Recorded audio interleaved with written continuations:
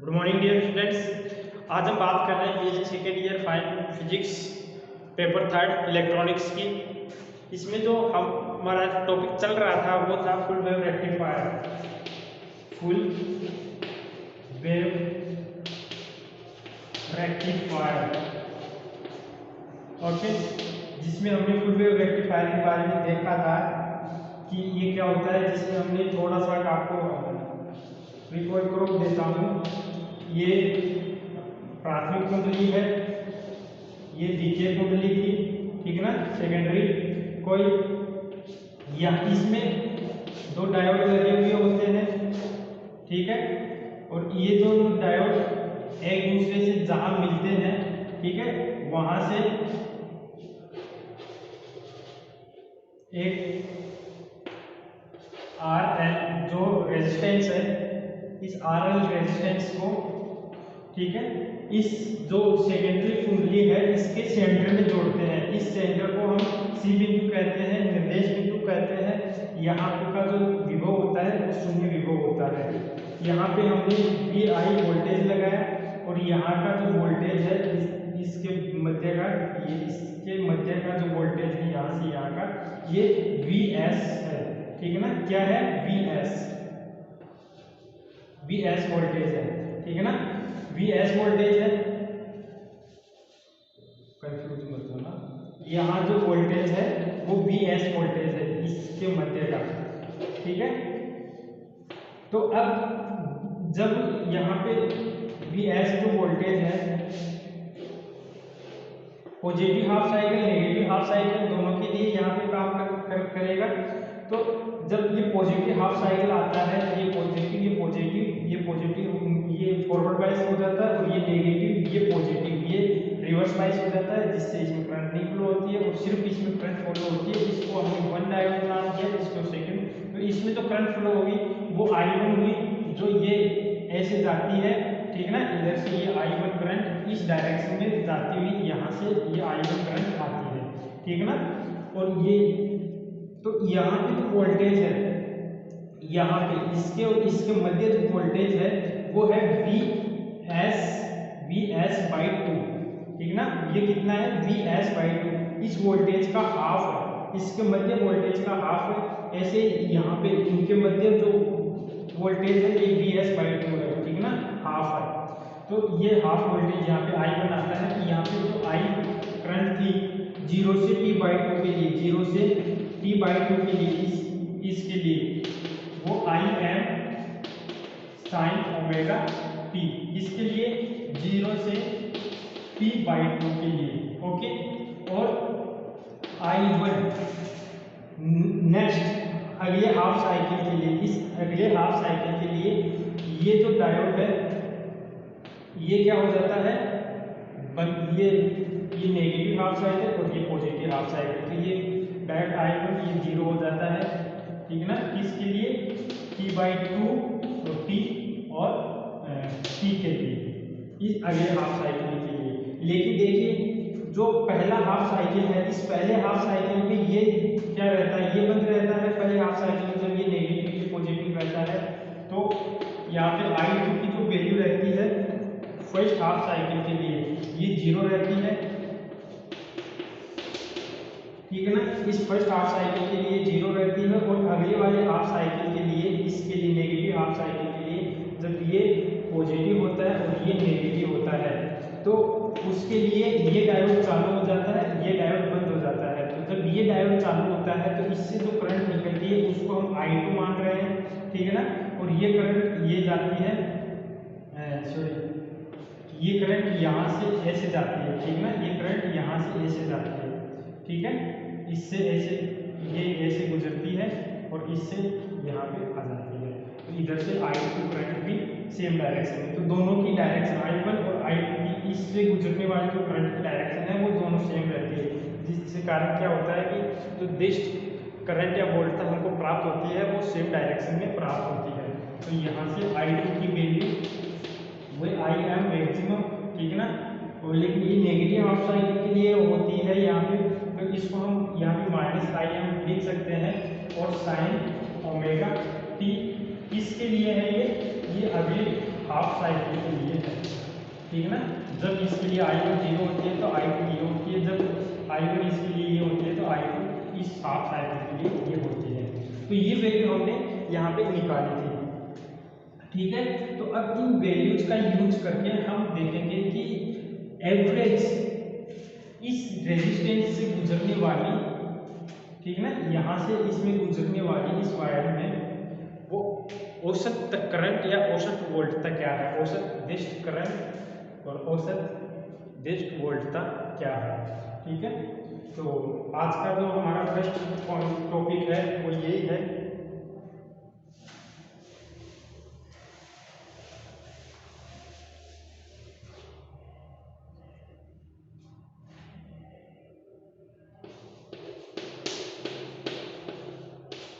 औसत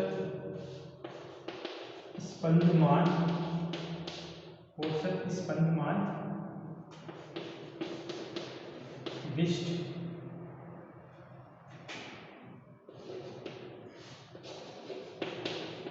धारा तथा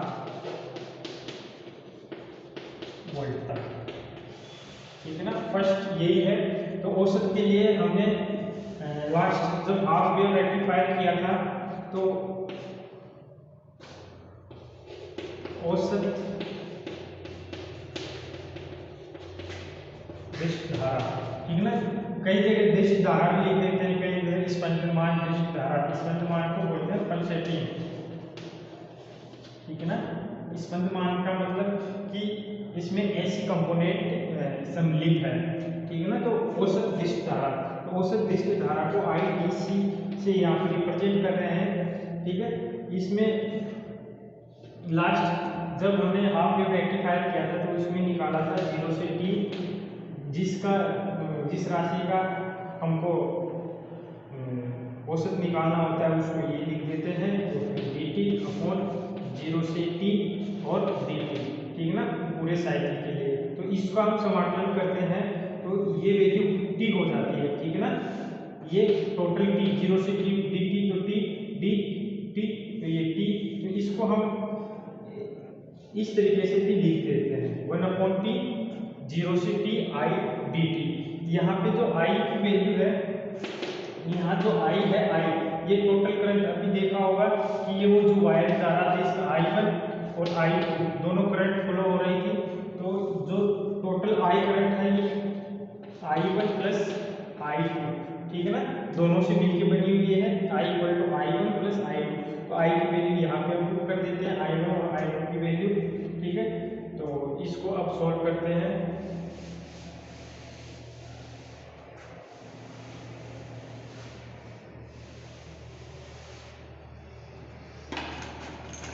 तो यहाँ पे जो IDC की वैल्यू है, IDC = 1/T 0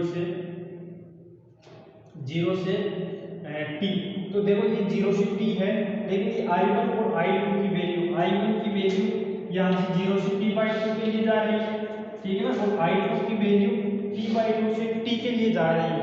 बाकी ये I1 की वैल्यू T/2 से T के लिए 0 है, तो ये कंपोनेंट ऑलरेडी 0 हो जाएगा, और I2 का वैल्यू 0 से T/2 के लिए 0 है।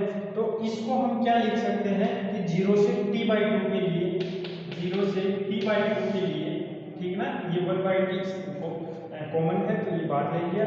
0 से T/2 के लिए ये क्या होगा, I1 होगा, ठीक है ना, I1 dt, तो I1 की वैल्यू मैं यहाँ से पुट कर रहा हूँ, ये Im sin ωt, Im sin ωt 0 से T/2 के लिए, 0 से T/2 के लिए, प्लस T/2 से T के लिए, T/2 से T के लिए जो I1 की वैल्यू है वो 0 हो जाएगी, तो ये 0 हो जाएगी, तो मैं उसको उतार ही नहीं रहा, ठीक है। और 0 से T के लिए, T/0 से T/2 के लिए I2 की वैल्यू 0 हो जाएगी, तो ये जो अगली वाली क्रम है 0 से T/2 वाली वो मैं उतार दे रहा। अब डायरेक्ट मैं क्या उतार रहा हूँ, I2 की वैल्यू, ठीक है ना, I2 dt, तो इसकी वैल्यू क्या है, I2 की वैल्यू ये माइनस है, तो इसको यहाँ पे हम माइनस ले लेते हैं, ठीक है। ये Im sin ωt और d T, I am sign omega t, और ये जो है डी टी, ठीक है ना, ये डी टी, इसमें भी ये डी टी, ठीक है।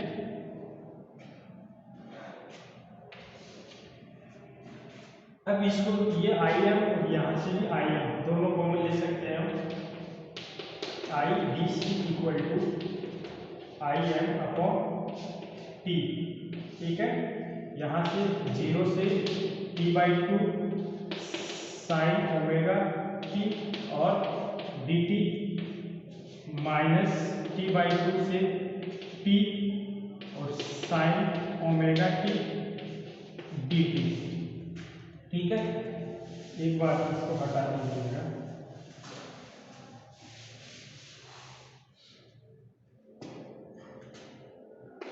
सोल्व कीजिए इसको।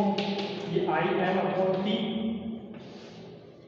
Sign omega T, sign omega T integral क्या होता है, cos omega T upon omega, और साइन का ये नेगेटिव होता है, ठीक है ना।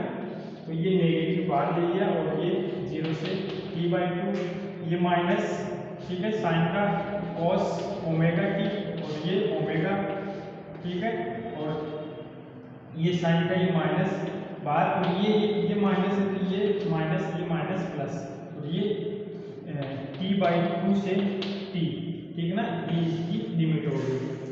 तो ये आई एम अपॉन टी, ये ओमेगा ओमेगा दोनों में है, यहाँ से मैं ओमेगा कॉमन ले रहा हूँ, आई एम अपॉन ओमेगा टी, ठीक है। लिमिट लगाइए यहाँ से, तो ये माइनस कोस ओमेगा टी, कोस ओमेगा टी की वैल्यू है t/2, okay. Omega already common ले चुका हूँ मैं, और ये माइनस कॉस 0, ठीक है। ये प्लस, इसमें ये लिमिट लगाइए तो कॉस ओमेगा टी, ठीक है, और ये माइनस कॉस ओमेगा t/2, ठीक है, ये वैल्यू। अब यहाँ पे देखिए,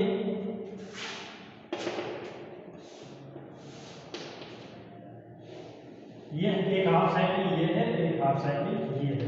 वोल्टेज ले लीजिए, करंट ले लीजिएगा। तो यहाँ पे ये 0 है, यहाँ पे ये पाई है, यहाँ पे ये 2 पाई होता है, ठीक है ना।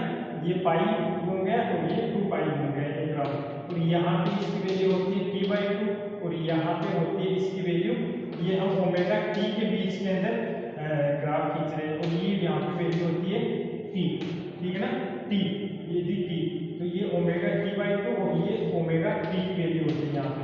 तो यहाँ पे जो ओमेगा t है वो किसके इक्वल है, 2 पाई के इक्वल है, ठीक ना। ओमेगा जो t है 2 पाई के इक्वल है।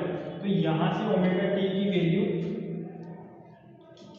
पुट करने पर, ठीक ना, आई एम ओमेगा t की वैल्यू कितनी है, 2 पाई है, और ये माइनस ये 2 पाई, यहाँ पे 2 पाई आएगा, तो ये 2 से 2 कैंसिल हो जाएगा, और cos पाई, ठीक ना, cos पाई माइनस ये cos 0, ओके, प्लस ये माइनस ऑलरेडी है यहाँ पे, ये cos ओमेगा टी, तो ये cos 2 पाई, ठीक है, और ये माइनस ये ओमेगा t/2, ओमेगा t/2 की वैल्यू पाई, ये आप वैसे रखो तो 2 पाई अपॉन 2 सेम हियर, तो ये पाई, ओके।